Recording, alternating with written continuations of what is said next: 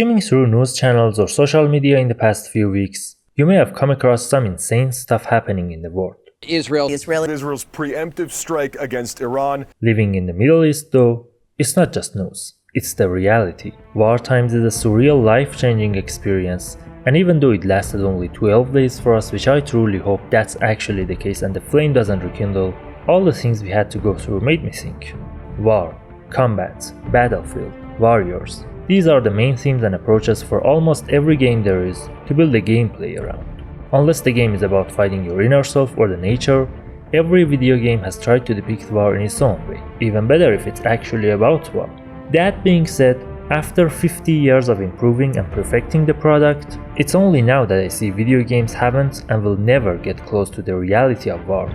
Hello, my name is Old Soul and I try to take a deeper look into gaming industry.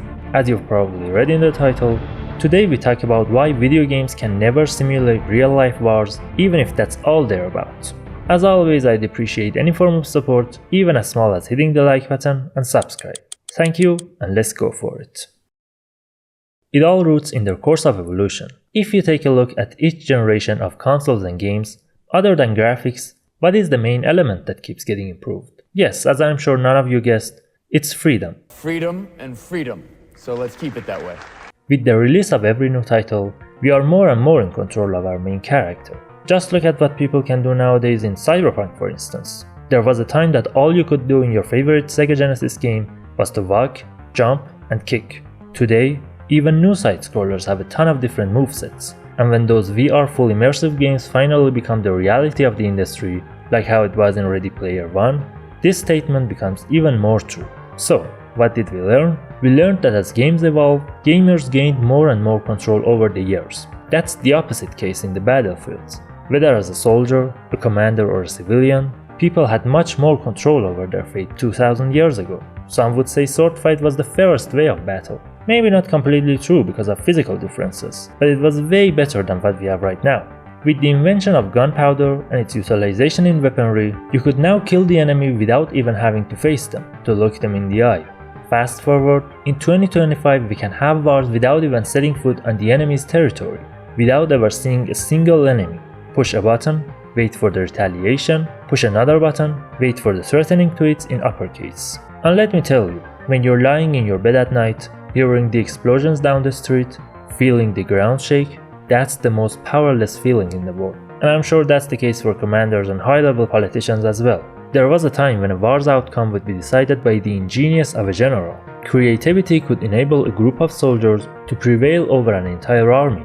Today, warmongers and commanders are barely in control of the situation, holding the steering wheel with the tip of their fingers, yet they have to pretend everything is fine, and that they intended it to go this way. Kinda reminds me of what King Viserys said in House of the Dragon. The idea that we control the dragons is an illusion. And we saw how that one played out. So you see, as games have led the players to be more in control over the course of time, wars are taking it away from its players. It's as if war has become conscious, controlling people like puppets and feeding from their hatred. Now that's a chilling thought for the next time you decided to write a comment and say, I support that country which I don't know anything about and have never set foot on and don't really give an F about. What about the main character mentality? You might feel like you're not the main character in your everyday life, that you're an NPC, but as I said earlier, that feeling gets amped up in a modern war. These guys shoot missiles, those guys throw bombs. What can you do?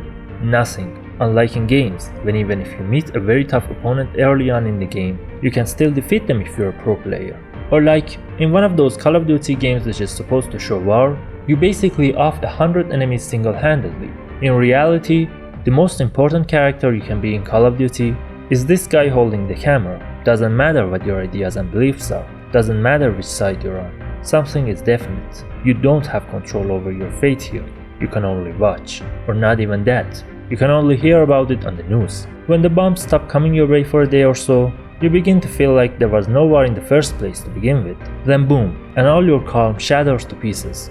I have to say, even for David Lynch, this amount of surreality would be poisonous. Nothing makes sense anymore. One day you're winning the war, the next you're losing it. Then suddenly they make truce.